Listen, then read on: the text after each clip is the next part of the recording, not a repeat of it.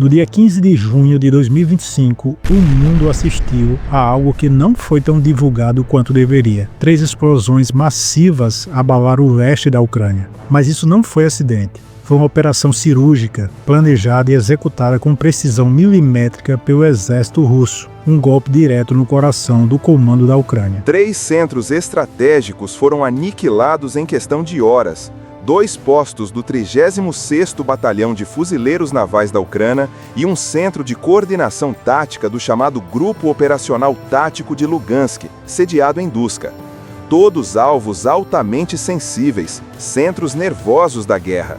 E aqui está o pior. Apesar de a Ucrânia ser protegida por alguns dos sistemas de defesa mais avançados do Ocidente, incluindo os famosos Patriots da América e o Iris-T da Alemanha, nenhum míssil russo foi interceptado. 0. Nenhum alarme tocou, nenhuma bateria entrou em ação. Os mísseis Iskander-M entraram como se tivessem passaporte diplomático. Essa é a história que ninguém quer contar, e é exatamente por isso que eu vou te contar agora. Prepare-se, porque essa narrativa vai mexer com tudo o que você achava que sabia sobre a guerra na Ucrânia. Os alvos que não devem ter sido acertados. Vamos começar pela primeira localidade, Duska, região de Donetsk. Ali estava sediado o centro de comando do Grupo Operacional Tático de Lugansk. Um lugar que não era só um bunker qualquer, era o cérebro das operações no leste ucraniano. Imagine um quartel-general onde se decidia o movimento de tropas, o envio de armamentos, o reabastecimento de posições frontais e até mesmo a comunicação com Kiev. Uma central de inteligência, logística e ordens militares. Em resumo, o pulmão da resistência ucraniana no Donbass.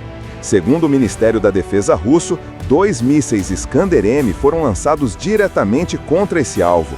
As imagens captadas por drones mostram a devastação total, explosões colossais, incêndios generalizados, estruturas reduzidas a escombros. Mas o mais assustador, nenhum sistema ocidental reagiu. O céu simplesmente abriu para os mísseis russos, como se estivessem invisíveis. A pergunta que fica no ar é óbvia: como isso foi possível? O Iskander-M, o míssil que faz silêncio na defesa ocidental. O Iskander-M não é novidade. É um míssil balístico russo de curto alcance, capaz de carregar cargas convencionais ou nucleares. Mas o que poucos sabem é que ele tem algumas habilidades que o tornam extremamente difíceis de derrubar. Velocidade hipersônica, mais de Mach 7. Capacidade de fazer manobras evasivas em voo. Tecnologia de falsificação de radar, spoofing. Baixa assinatura térmica e eletrônica. Em outras palavras, ele finge ser outra coisa, faz curvas no ar como um caça e chega antes que os radares possam processar sua aproximação. E agora a parte polêmica. A Ucrânia tem os melhores sistemas de defesa do planeta. Tem Patriot, Iris-T, NASAMS, mas não consegue parar o Iskander. Por quê? Alguns especialistas dizem que é porque o míssil é rápido demais. Outros alegam que os radares estão mal posicionados ou subdimensionados. Há quem diga que os sistemas ocidentais estão sendo usados de forma ineficiente ou até sabotados por dentro. Mas há uma explicação mais simples. A Ucrânia está perdendo a guerra tecnológica. O segundo alvo, Satu-Horovka, o posto que não devia ter caído. O segundo alvo foi o comando do 36º Batalhão de Fuzileiros Navais, localizado em Satu-Horovka, também no norte de Donetsk. Este é um dos regimentos mais antigos e experientes da Ucrânia. Lutou desde o início do conflito, segurou linhas que muitos davam como perdidas. Seu posto de comando era um dos pilares da resistência no norte do fronte. E ali, num ataque surpresa, um único Iskander-M voou baixo sem ser detectado e acertou em cheio o prédio. Novamente as imagens são brutais, estrutura desmoronada, fumaça preta subindo ao céu, soldados correndo em pânico. Mais uma vez, nenhum sistema de defesa entrou em ação. Isso não é apenas um problema técnico, é um problema estratégico. Quando um posto de comando cai, todo o setor entra em caos, sem comunicação, sem ordens, sem coordenação. É como cortar a cabeça de um exército enquanto ele luta. E aí surge a pergunta: se até os comandos mais importantes estão vulneráveis, quem está seguro? O terceiro golpe, um ataque coordenado, não um acidente. Os 3 ataques ocorreram entre a noite de 14 e madrugada de 15 de junho, coordenados, rápidos, silenciosos. Esse tipo de operação é conhecido como strike de decapitação, quando o objetivo não é matar soldados ou destruir bases, mas sim desligar o cérebro do exército adversário. E funcionou. Com os 3 centros de comando destruídos, o exército ucraniano ficou temporariamente cego, sem liderança, sem comunicação, sem reação imediata. Um vácuo que pode ter custado vidas nas primeiras 48 horas após o ataque. Uma fonte militar europeia me disse, off-record, foi como se alguém tivesse desligado o Wi-Fi do exército ucraniano. E isso mostra uma mudança de estratégia do lado russo. Não se trata mais de bombardear depósitos ou bases aéreas. Agora, o Kremlin mira no sistema nervoso da Ucrânia. O silêncio da Ucrânia, a maior confirmação possível. Curioso, a Ucrânia não negou oficialmente os ataques. Não houve coletiva de imprensa, nenhuma nota oficial, nem mesmo uma postagem nas redes sociais do presidente Zelensky. Isso é incomum. Normalmente, a Ucrânia é rápida em responder a alegações russas, seja com satélites, vídeos ou testemunhos. Desta vez, o silêncio foi ensurdecedor, e isso só alimenta as dúvidas. Será que eles ainda estão avaliando os danos? Ou será que não tem como esconder o que aconteceu?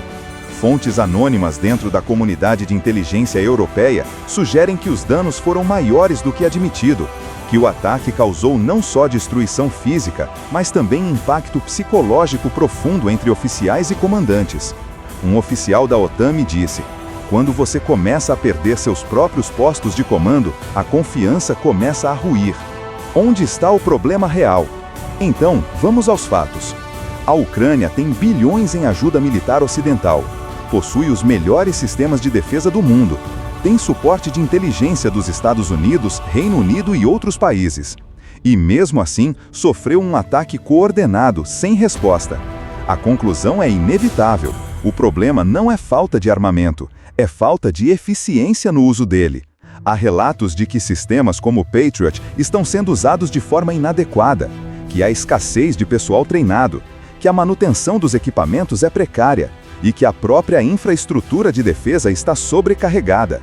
Além disso, o tempo todo ouvimos falar de defesas invulneráveis, mas na prática, estamos vendo que não há invulnerabilidade real. E pior, o inimigo sabe disso também. O que isso significa para o futuro da guerra no Donbass? Se a Rússia descobriu como neutralizar os centros de comando da Ucrânia, então ela descobriu como paralisar o exército inteiro. E isso muda tudo.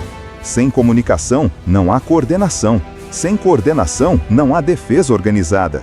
E sem defesa organizada, o território cai. É uma equação simples. O Donbass é o campo de batalha mais importante da guerra. Se a Ucrânia perder o controle lá, perde moral, posição estratégica e talvez até apoio internacional. E isso nos leva à maior polêmica de todas. A guerra está virando. A questão polêmica. A ajuda ocidental está funcionando? Aqui vai uma verdade incômoda. Bilhões em ajuda militar não garantem vitória. Tem sido investido trilhões de dólares em armas, munição, sistemas de defesa, inteligência e suporte logístico. Mas a realidade no chão mostra que algo está falhando. Será que os Estados Unidos e Europa estão mandando o que é certo? Ou estão vendendo equipamentos ultrapassados ou difíceis de operar? Será que os ucranianos estão recebendo o melhor treinamento possível? Ou estão improvisando com pessoal inexperiente? E mais importante, será que o Ocidente está realmente comprometido com a vitória? Ou está mantendo a guerra viva para enfraquecer a Rússia a longo prazo? Essas perguntas não são anti-Ucrânia, são perguntas necessárias.